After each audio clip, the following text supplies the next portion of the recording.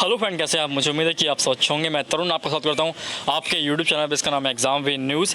इसी के साथ यहां पर हम आपको बताने वाले हैं कि 6 सूत्री मांगों को लेकर जो ज्ञापन सौंपा गया है, शिक्षा मित्रों के लिए कुछ बड़ी अपडेट सामने निकल के आ रही है। तो शिक्षा मित्रों के लिए यहाँ पर 62 वर्ष का काल और वेतन को लेकर क्या खबरें निकल के आई हैं, समायोजन को लेकर क्या खबर निकली है और जो नई नौकरी आने वाली है उसको लेकर क्या खबर निकल के आई है, तो उन्हीं सबको यहाँ पर हम बात करने वाले हैं। शिक्षा मित्रों की सारी जानकारी हम इस वीडियो के अंदर आपको कवर करने वाले हैं। अगर आप इस चैनल पहले विजिट कर रहे हैं या पहली बार आए हैं तो चैनल को जरूर सब्सक्राइब कर लीजिए और बेल आइकन को भी दबा दीजिए।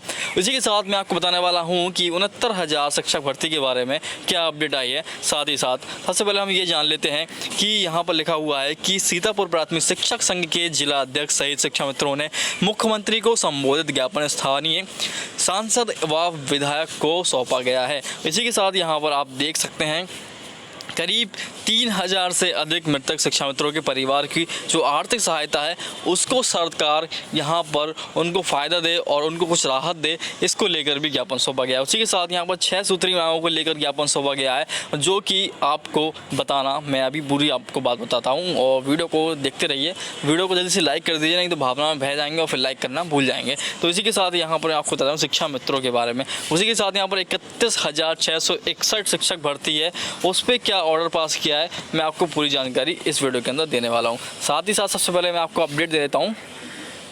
तो यहाँ पर आप जैसा कि देख पा रहे होंगे कि शिक्षा मित्रों के मानदेय के लिए जो प्रशासनिक अधिकार हैं उनको यहाँ पर पात्रक है वो सौंपा गया है और प्राथमिक शिक्षा मित्र हैं जो 1,24,000 शिक्षा मित्र हैं उनको यहाँ पर शुक्रवार को यहाँ पर कलेक्टर थे उनको प्रशासन में क्या बताता हूँ आपको पूरी जानकारी।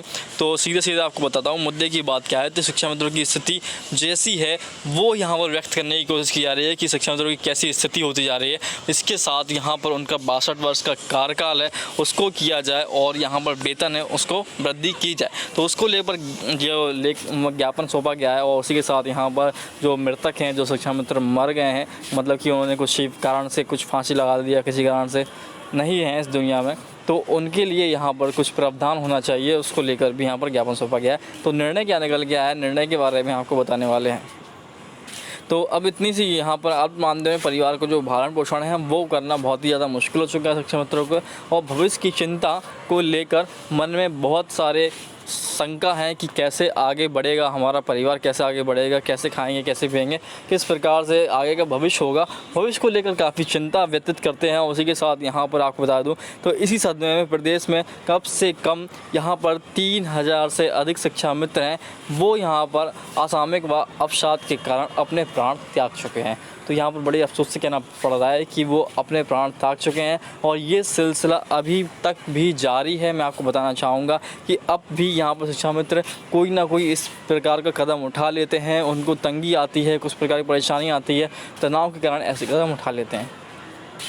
तो ये सरकार को सोचना चाहिए कि इस प्रकार से यहाँ पर आपने कितने भी केसेस अभी जो हाल फिलहाल जितने भी केस चल रहे हैं उनको यहाँ पर पूरा सरकार के ऊपर ब्लेम किया जा रहा है कि सरकार अपनी सरकार अच्छे से नहीं चला पा रही है। इसको लेकर काफ़ी लोग यहाँ पर आक्रोश भी जता रहे हैं। आपको जिसको पता होगा बेरोजगारी का मुद्दा ले लीजिए, हाथरस वाला मुद्दा ले लीजिए, यहाँ पर कैबिनेट वाला मुद्दा ले लीजिए, राज्यसभा में कितना बवाल हुआ वो ले लीजिए। तो सारे मुद्दे हैं वो सरकार के ऊपर उंगली खड़े करते हैं कि सरकार सही से नहीं चला पा रही है।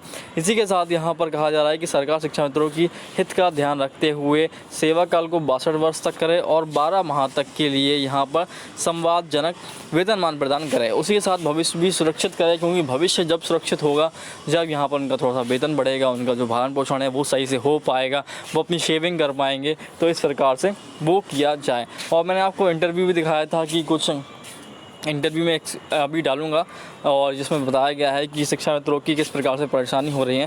तो लाइव इंटरव्यू डिबेट है, पूरी डिबेट में आपको दिखाने वाला हूं। तो अगली वीडियो में आपको मिलेगा, तो चैनल को ज़रूर सब्सक्राइब कर लेना, क्योंकि यहाँ पर अपडेट है वो जो भी अपडेट हो सबसे पहले तक पहुँचाया जाने की कोशिश की जाती है। तो उसी के साथ मैं आपको बताना चाहूँगा कि काफ़ी परेशानी से गुजर रहे हैं शिक्षा मित्र और यहाँ पर पुनः कोशिश कर रहे हैं कि उनका कुछ भला हो जाए। और काफ़ी लोग मुझे पता है कि कमेंट भी करेंगे कि ऐसा कुछ होने वाला नहीं है, आप फालतू में लगे हैं, फालतू में वीडियो बना रहे हैं, ऐसा कुछ नहीं होने वाला है। मुझे पता है कमेंट कोई ना कोई ज़रूर करेगा। कि यहाँ पर ये लोगों को बेवकूफ़ बना रहा है, ये कर रहा है, मगर जो न्यूज़ आती है, अपडेट आता है, वो आपको देना मेरा काम है। मैं अपना काम कर रहा हूँ बस, और कुछ नहीं। इसी के साथ मैं आपको बताना चाहूँगा कि सरकार उनकी समस्याओं का समाधान कर सकती है जिससे उनका कल्याण हो सके।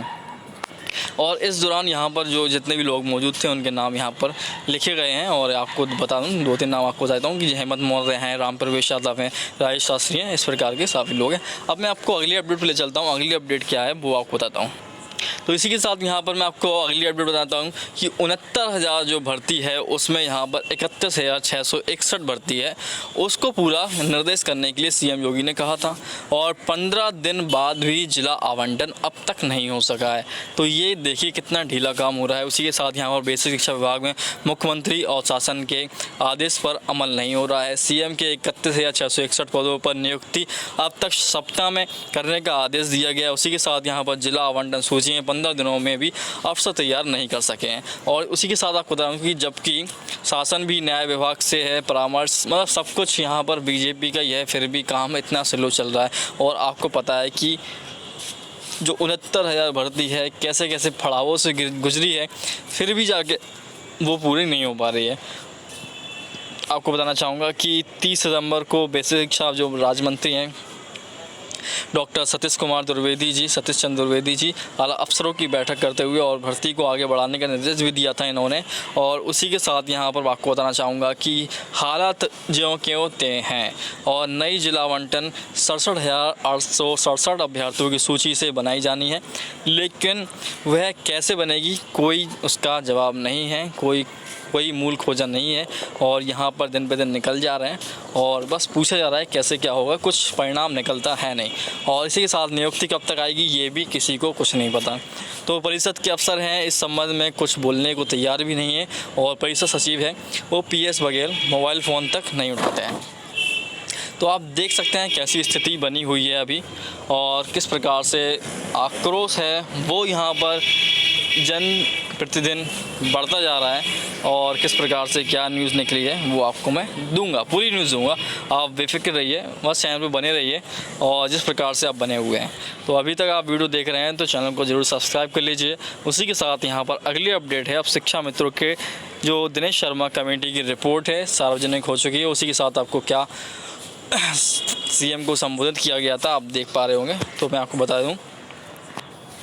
तो शिक्षा मित्र प्रदेश सरकार की जो एक और ज्ञापन था ये पहले सौंपा गया था, इसके बारे में आपको बताना चाहूँगा कि दिनेश शर्मा को यहाँ पर कमेटी की रिपोर्ट को 1.5 वर्ष बीतने के बाद भी अब तक जारी नहीं किया गया है। सरकार की इस उपेक्षा से शिक्षा मित्र ने शुक्रवार को प्रदर्शन करते हुए मुख्यमंत्री को संबोधित ज्ञापन नगर मजिस्ट्रेट को सौंपा गया है कि उन तक बात पहुंचाइए और यहाँ पर हमारा समाधान है उसको कीजिए, नहीं तो बहुत ही जो है स्थिति ख़राब होती जा रही है। और किस प्रकार से यहाँ पर 3,000 का आंकड़ा है वो जल्द से जल्द पार हो चुका है, अब 4,000-5,000 पार होने में कोई दिक्कत नहीं होगी, तो ऐसा कहा गया है। इसी के साथ यहाँ पर आपको बताना चाहूँगा कि जो प्राथमिक विद्यालय में विगत 19 वर्षों से सेवारत थे वो शिक्षा मित्रों की स्थिति माननीय सर्वोच्च न्यायालय के निर्णय आने के बाद भी बहुत ही दयनीय हो चुकी है।